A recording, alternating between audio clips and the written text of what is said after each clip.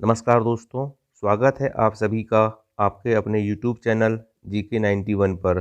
दोस्तों, आज के इस वीडियो में हम पढ़ने वाले हैं जीके के वेरी मोस्ट इम्पोर्टेंट क्वेश्चन जो विभिन्न परीक्षाओं में बार बार पूछे जाते हैं और आगे भी पूछे जाएंगे। तो दोस्तों, चलिए शुरुआत करते हैं क्वेश्चन नंबर 1 से। क्वेश्चन नंबर 1 है, भारत का सबसे लंबा तटरेखा वाला राज्य कौन सा है? या भारत का सबसे लंबी तटरेखा वाला राज्य कौन सा है? 4 ऑप्शन दिए हुए हैं, गोवा, गुजरात, आंध्र प्रदेश और महाराष्ट्र। तो याद रखना दोस्तों, भारत की सबसे लंबी तटरेखा वाला राज्य कौन सा है? गुजरात है। ऑप्शन नंबर बी इसका सही आंसर होगा। अगर आपसे पूछे दोस्तों कि भारत की सबसे छोटी तटरेखा वाला राज्य कौन सा है, तो वो हो जाएगा आपका गोवा। और यदि आपसे पूछे कि सबसे लंबी तटरेखा वाला राज्य कौन सा है, तो वो हो जाएगा गुजरात। परंतु अगर आपसे कभी पूछे कि प्रायद्वीपीय भारत की दूसरी सर्वाधिक लंबी तटरेखा वाला राज्य कौन सा है, तो वो हो जाएगा आपका कौन सा? आंध्र प्रदेश हो जाएगा। और अगर आपसे पूछे कि सबसे ज़्यादा नगरीकृत राज्य कौन सा है भारत का, तो वो हो जाएगा आपका महाराष्ट्र। तो आपको चारों फैक्ट याद रखना दोस्तों। याद रखना, क्वेश्चन नंबर 1 का सही जवाब होगा गुजरात। भारत का सबसे लंबी तटरेखा वाला राज्य कौन सा है? गुजरात। ऑप्शन नंबर बी इसका सही जवाब होगा। और सबसे छोटी तटरेखा वाला राज्य कौन सा है? गोवा है। नेक्स्ट क्वेश्चन देखते हैं, क्वेश्चन नंबर 2। भारत के किस राज्य की सीमा बांग्लादेश से नहीं लगती है? दोस्तों, भारत के पड़ोसी देश से संबंधित क्वेश्चन बहुत ज़्यादा पूछे जाते हैं। आपको बहुत अच्छे से इस टॉपिक को पढ़ना है। तो भारत के किस राज्य की सीमा बांग्लादेश से नहीं लगती है? ऑप्शन है मेघालय, त्रिपुरा, मिजोरम या मणिपुर। तो सबसे पहले आपको याद रखना दोस्तों कि भारत की सीमा जो बांग्लादेश से लगती है, तो भारत के 5 राज्य लगते हैं। कितने राज्य लगते हैं? भारत के 5 राज्य लगते हैं। नंबर 1 में हो जाएगा पश्चिम बंगाल, ठीक है। नंबर 2 में हो जाएगा असम, ठीक है। नंबर 3 में हो जाएगा मेघालय। नंबर 4 में हो जाएगा त्रिपुरा। नंबर 5 में हो जाएगा मिजोरम, ठीक है। पश्चिम बंगाल, असम, मेघालय, त्रिपुरा, मिजोरम, ठीक है। तो यहाँ मेघालय, त्रिपुरा, मिजोरम ऑप्शन में दिए हुए हैं। मणिपुर आपका जो है ये ऑप्शन में नहीं है, ठीक है। मतलब मणिपुर की सीमा याद रखना दोस्तों, बांग्लादेश से नहीं लगती है। आपको ये बहुत अच्छे से याद रखना है। नेक्स्ट क्वेश्चन देखते हैं, क्वेश्चन नंबर 3। भारत की सबसे अधिक सीमा किस देश के साथ लगती है? तो याद रखना दोस्तों, जो भारत की सीमा जो लंबाई लगती है उसके अनुसार क्वेश्चन पूछा गया है। तो याद रखना, भारत की सबसे अधिक सीमा लगती है भारत के पड़ोसी देश बांग्लादेश से। ऑप्शन नंबर बी इसका सही आंसर हो जाएगा। लगभग दोस्तों 4096 किलोमीटर इसकी सीमा किससे लगती है? बांग्लादेश से लगती है भारत की, ठीक है। भारत की 4096 किलोमीटर लंबी सीमा बांग्लादेश से लगती है। और सबसे कम सीमा किससे लगती है? तो अफगानिस्तान से लगती है 106 किलोमीटर। याद रखना, क्वेश्चन नंबर 3 का सही आंसर हो जाएगा option number B. Next question देखते हैं, क्वेश्चन नंबर 4। 17वीं अक्षांश रेखा किन देशों के मध्य है?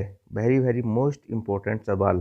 तो याद रखना दोस्तों, 17वीं अक्षांश रेखा उत्तरी एवं दक्षिणी वियतनाम के बीच स्थित है। ऑप्शन नंबर सी इसका सही जवाब होगा। तो याद रखना दोस्तों, उत्तर और दक्षिण कोरिया के बीच में कौन सी रेखा है? उत्तर और दक्षिण कोरिया के बीच में 38वीं समानांतर रेखा है। उत्तरी अमेरिका और कनाडा के बीच में 49वीं समानांतर रेखा है। और जर्मनी और पोलैंड के बीच में कौन सी रेखा है? तो याद रखना दोस्तों, ओडरनीस रेखा है। कौन सी रेखा है? ओडरनीस रेखा है, ठीक है। तो इस क्वेश्चन का सही आंसर हो जाएगा 17वीं अक्षांश रेखा उत्तरी एवं दक्षिणी वियतनाम के बीच स्थित है। ऑप्शन नंबर सी इसका सही जवाब होगा। अगला सवाल देखते हैं, सवाल नंबर 5। सवाल नंबर 5 है, प्लूटो को किस वर्ष ग्रहों की श्रेणी से हटा दिया गया था? याद रखना, ऑप्शन है 2004, 2005, 2006 या 2008। तो याद रखना, प्लूटो को 2006 में, कब? 2006 में प्राग में जो बैठक हुई थी दोस्तों, प्राग सम्मेलन हुआ था, वहाँ पर इसे ग्रहों की श्रेणी से हटा दिया गया था। क्योंकि ग्रह की जो कंडीशन होती है दोस्तों, जो शर्तें होती है, वो पूरी तरह से फॉलो नहीं कर रहा था। कौन? प्लूटो। तो याद रखना, अब सौरमंडल में ग्रहों की संख्या कितनी बची है? टोटल बच गई है 8, ठीक है। जिसमें सबसे बड़ा ग्रह कौन सा है और सबसे भारी ग्रह कौन सा है? बृहस्पति है। दूसरा सबसे बड़ा ग्रह कौन सा है? शनि है। सबसे छोटा ग्रह कौन सा है? बुध है, जिसे हम मरकरी कहते हैं। अच्छा, सूर्य के निकट सबसे स्थित ग्रह कौन सा है? बुध है। पृथ्वी के निकट कौन सा है? शुक्र है, ठीक है। ऐसे आपको दोस्तों क्या होना चाहिए? मुँह जबानी याद होना चाहिए। अगर आपसे पूछ ले कि सबसे ठंडा ग्रह कौन सा है? वरुण है, ठीक है। अगर आपसे पूछ ले कि लाल ग्रह किसे कहते हैं? मंगल को कहते हैं। लेटा हुआ ग्रह किसे कहते हैं? अरुण को कहते हैं, ठीक है। ये सभी चीज़ पता होना चाहिए। जैसे आपसे पूछ ले कि भोर का तारा या सांझ का तारा किसे कहते हैं, शुक्र को कहते हैं। तो ये सब चीज़ें आपको पता होना चाहिए। नेक्स्ट क्वेश्चन देखते हैं, क्वेश्चन नंबर 6।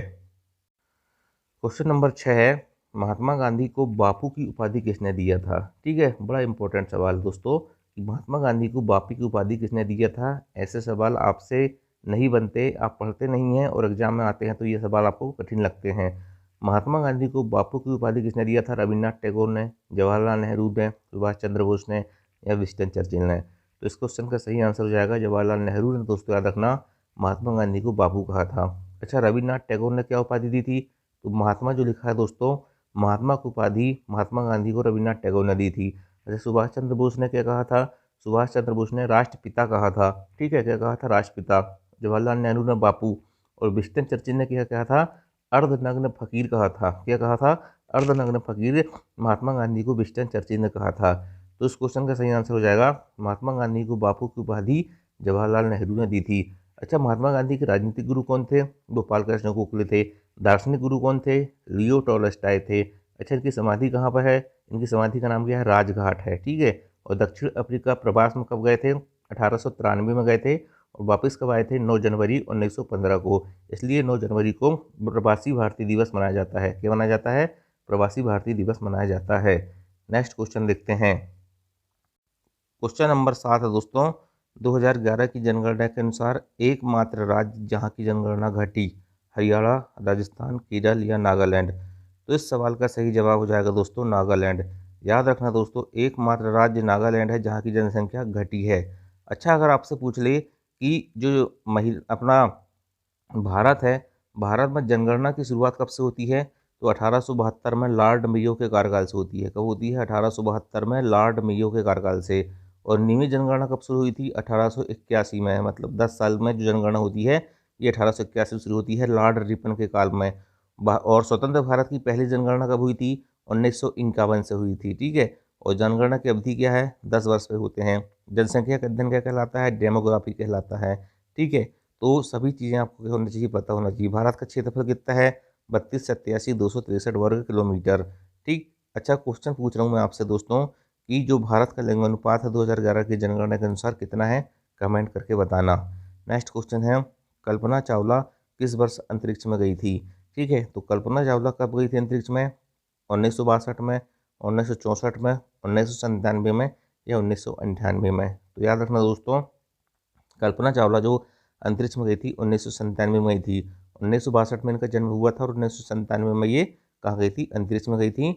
और अंतरिक्ष में जाने वाली प्रथम भारतीय महिला थी। ठीक है, प्रथम भारतीय मूल की महिला थी। ठीक है, चलिए एक चीज़ और याद रखना दोस्तों, आपको पता होना चाहिए भारत में जो अंतरिक्ष कार्यक्रम शुरू हुआ है कब हुआ है, 1962 में हुआ है। ठीक है, और 1962 में ही इनका क्या हुआ था, जन्म हुआ था। उसी वर्ष दोस्तों याद रखना क्या हुआ था, भारत में अंतरिक्ष कार्यक्रम शुरू हुआ था। ठीक है, और अंतरिक्ष विभाग की स्थापना कब होती है भारत में, 1972 में होती है। ठीक है, और अंतरिक्ष में जाने वाला प्रथम व्यक्ति कौन था विश्व का, वो था मेजर यूरी गागरिन। और प्रथम महिला कौन थी, याद रखना वैलेंटीना तेरेस्कोवा थी, सोवियत संघ की। और जो मेजर यूरी गागरिन था वो भी कहाँ का था, सोवियत संघ का था। ठीक है, चलिए नेक्स्ट क्वेश्चन देखते हैं, विश्व जल दिवस कब मनाया जाता है। ठीक है, बड़ा इंपॉर्टेंट सवाल दोस्तों, विश्व जल दिवस कब मनाया जाता है। तो याद रखना दोस्तों, विश्व जल दिवस मनाया जाता है 22 मार्च को। ऑप्शन नंबर सी इसका सही जवाब होगा। अच्छा, 2 फरवरी को क्या मनाया जाता है, विश्व नम दिवस मनाया जाता है। नम भूमि, आर्द्र भूमि दिवस। ठीक है, इसके बाद 21 मार्च को विश्व वन दिवस मनाया जाता है। और 22 मई को विश्व जैव विविधता दिवस मनाया जाता है। अच्छा, एक चीज़ और याद रखना, जो राष्ट्रीय वन नीति आई थी भारत में वो कब आई थी, नवीन 1988 में आती है। ठीक है, और जल नीति कब आती है, 2002 में आती है।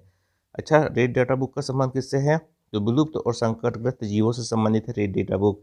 ये सारे फैक्ट आपको पर्यावरण से संबंधित पता होना चाहिए। आज का आखिरी सवाल दोस्तों, सफाई कर्मचारी कहलाते हैं उत्पादक, उपभोक्ता, अपघटक।